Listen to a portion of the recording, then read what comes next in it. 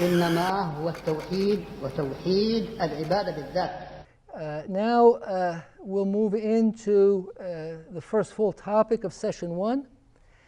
This topic is going to be on the Qur'an, looking at some specific terms, some specific ideas or concepts that the Qur'an brings out in relation to the idea of history. Right? And what I put together is just a few of these key terms. Right? So we'll go through them one by one. We'll look at some of the verses that are related to them, right? And just talk a little bit about how we should begin formulating this historical consciousness. Right? Now, one of the terms used is the word qassa, right? Or yakusu, and in that's a verb form. And then in the noun form, you have qasas in the singular, which means a story. But you also have the word qissa, which is story in the singular, and qasas could also mean stories as a plural. So the same word qasas could be used singularly or it could be used in the plural. And so what I have here is just an overview of general themes. Right? When Allah subhanahu wa ta'ala uses the term qassa or yakusu or nakusu, he relates or we relate, or tell this story or tell this narrative, what types of themes are being presented? The first theme is narrating the truth and the best stories. So Allah subhanahu wa ta'ala says that He is narrating the truth, and when He presents these stories, these are the best of stories.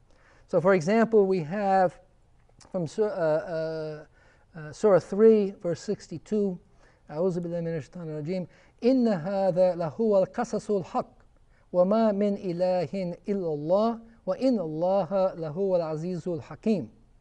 So indeed, this is the true narration, right? Al-Qasas al-Haq, the true narration. Okay, and then it's followed up right away by وَمَا مِنْ إِلَهٍ إِلَّا اللَّهِ. There is no God but Allah. So the ultimate truth coming from Allah subhanahu wa ta'ala. And He is the exalted in might, or the powerful, Al-Aziz, and the wise. So here Allah subhanahu wa ta'ala is saying that these qasas, these stories, are coming in the terms of presenting the truth. Another example is from Surah 12.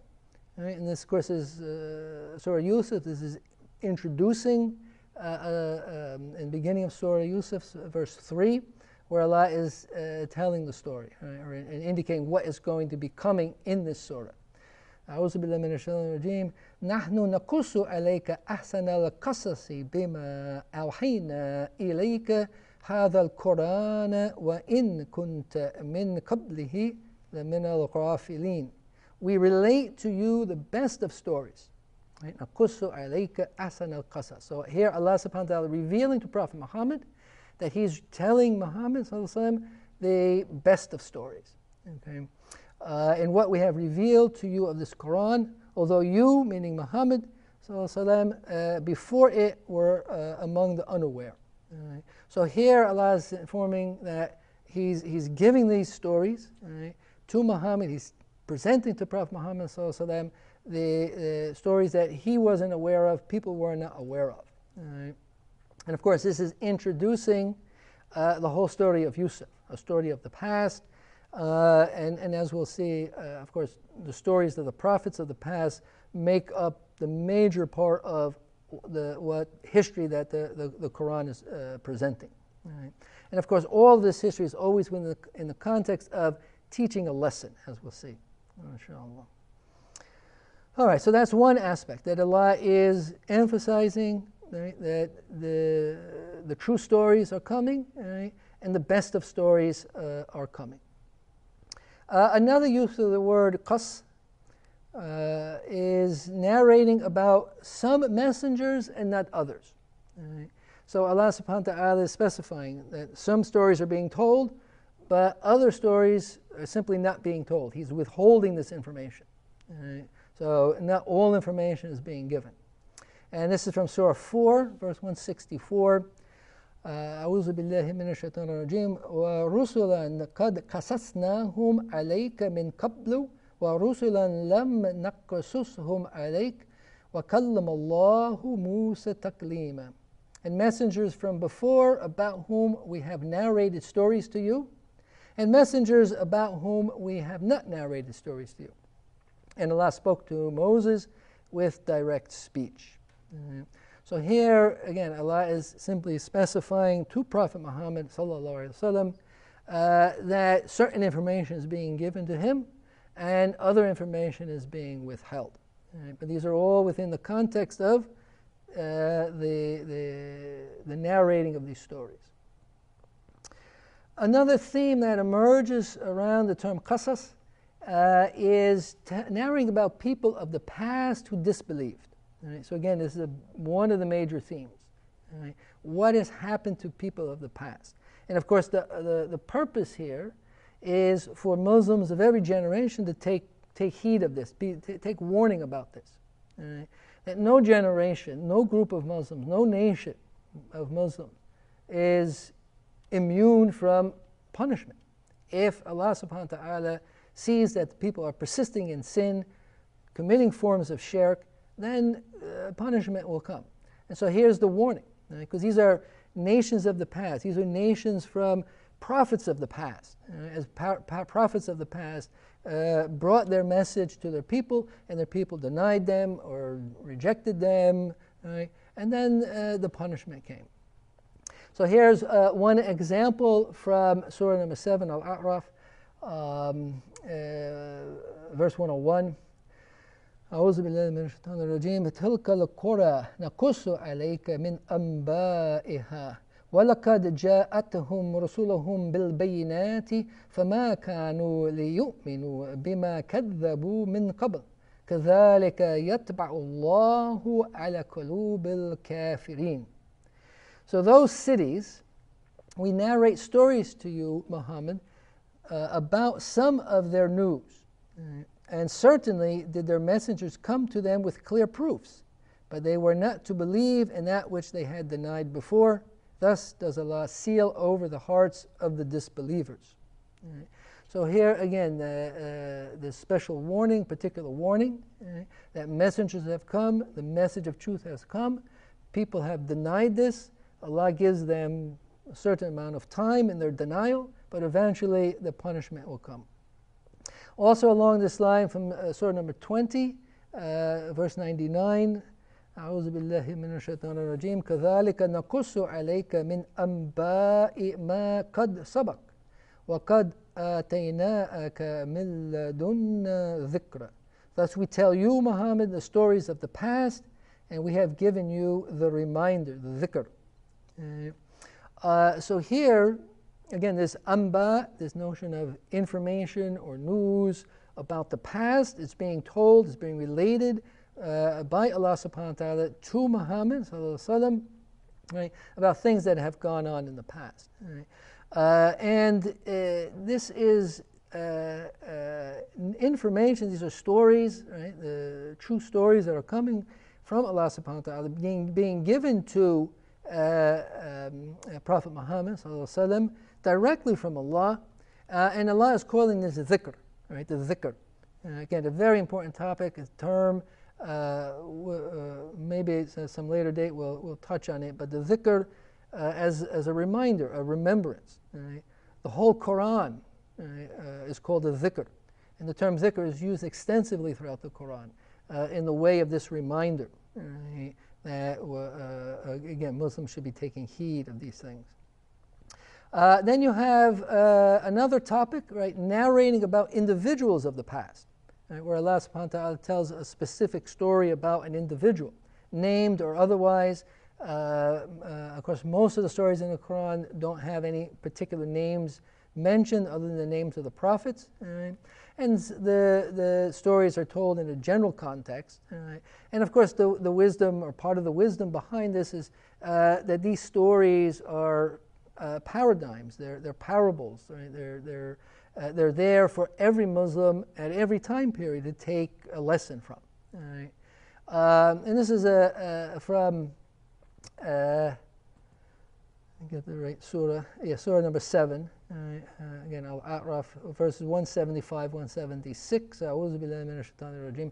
وَاتْلُ عَلَيْهِمْ نَبَأَ الَّذِي آتَيْنَاهُ آيَاتِنَا فَانْسَلَخَ مِنْهَا فَأَتْبَعَهُ الشَّيْطَانُ فَكَانَ مِنَ الْغَاوِينَ وَلَوْ شِئْنَا لَرَفَعْنَاهُ بِهَا وَلَكِنَّهُ أَخْلَدَ إِلَى الْأَرْضِ وَاتَّبَعَ هَوَاهُ فمثله كمثل الكلب إن تحمل عليه يلهث أو تتركه يلهث ذلك مثل القوم الذين كذبوا بآياتنا فاقصص القصص لعلهم يتفكرون.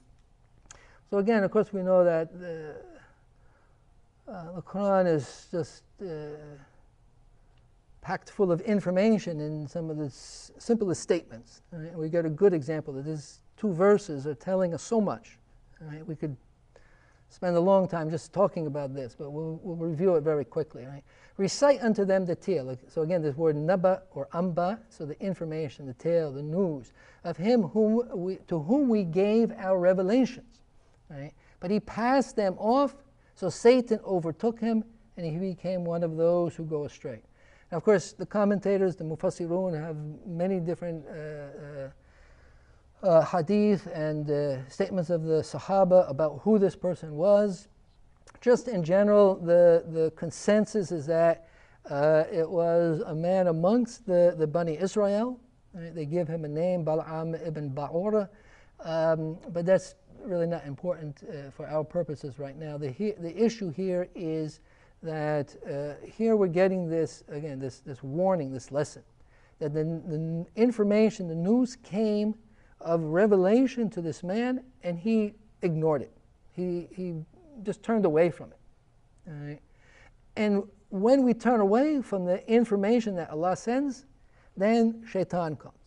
Then he's going to take over. All right? And if we had willed, we could have elevated him thereby. All right? So accepting the revelation from Allah subhanahu wa ta'ala means you get elevated. Rejecting it means you get you go astray and you get punished. Right? But he had adhered to the earth. It's an interesting term, interesting way of putting it. Right? He clung to the earth, meaning he sought the things of this world. That the things of this world, the earth, the power, the wealth, the prestige, all the things of this world were more important to him than to obeying Allah subhanahu wa ta'ala. And he followed his own desires. This word hawa. Throughout the Qur'an, whenever Allah subhanahu wa ta'ala mentions the word hawa, it's a negative concept. It's a blameworthy concept. Right? That our hawa, our passions, our desires will lead us astray, right? And only dire consequences will come from that. So his example is like that of a dog. If you chase him away, he pants, or if you leave him, he pants. That is the example of the people who denied our signs. So relate the story that perhaps they will give thought. Right? So again, this term yatafakkarun, that maybe by telling these stories, the hope is, inshallah, that people will take heed of this, that people will think about these stories and then act upon them. The next major topic is narrating clarifications of past events. Narrating clarifications of past events. This is from Surah 27, verse 76. أعوذ بالله من الشيطان الرجيم. إن هذا القرآن يقص على بني إسرائيل أكثر الذي هم فيه يختلفون. Indeed, this Quran relates to the children of Israel most of that over which they disagree. And so here Allah subhanahu wa ta'ala is telling us, and again, many of the stories in the Quran about Moses, about Musa, about the Bani Israel, things they have done, issues that came up where they argued, they disputed, and Allah subhanahu wa ta'ala is clarifying all of this. So events of the past are being clarified by Allah subhanahu wa ta'ala. Finally, this is the last theme and this topic of the qasas. And this is a very important topic to at least mention here. narrating to people on the Day of Judgment. Right? So as I said before, our perspective has to be from the past to the present to the future. Right? Although the future is unknown in details, there are obviously very basic things that are as real or even more real than the present time we live in. Okay? So the Yawm al-Qiyamah, the day of resurrection, Yawm al-Hisab, the day of account, day of judgment, this is a real event. Right? And so here Allah subhanahu wa ta'ala is sort of sweeping through the whole scope of time, from past to present to future. So he says again in Surah 7, verses 6 to 7, فَلَنَسْأَلَنَّ الَّذِينَ أُرْسِلَ إِلَيْهِمْ وَلَنَسْأَلَنَّ الْمُرْسَلِينَ فَلَنَقُصَّنَّ عَلَيْهِمْ بِعِلْمٍ وَمَا كُنَّا غَائِبِينَ. Then we will surely question those to whom a messenger was sent, and we will surely question the messengers. Then we will surely tell the stories to them with knowledge, and we were never absent. Right? So on Yawm al-Qiyamah, all people will be questioned about the messengers, about the message, about the revelation. And the messengers will be questioned. Did you deliver the message properly? Right? Of course, Allah knows all of this, but it's laid out in the form of a trial, right, to prove to the people, right, that they deserve either this reward or they deserve either this punishment.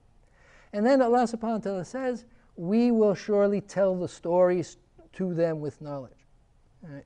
And we know just in general, again, about Yawm al-Qiyamah, people will receive their book of deeds, and everything that any person has done in this entire life, his or her life, will be laid out in detail before him or her. Right? And Allah will tell us what we did. We think we know what we did, we think we know how we acted, but Allah will inform us on that day. Of course, there's many other verses that use the term qasas. I just listed them here. It's too many to go through all of them. I want to just get a few examples for these major themes that deal with how Allah subhanahu wa ta'ala uses the term qasas. All right, we'll move on then to the next topic, all right, the next theme within this first session.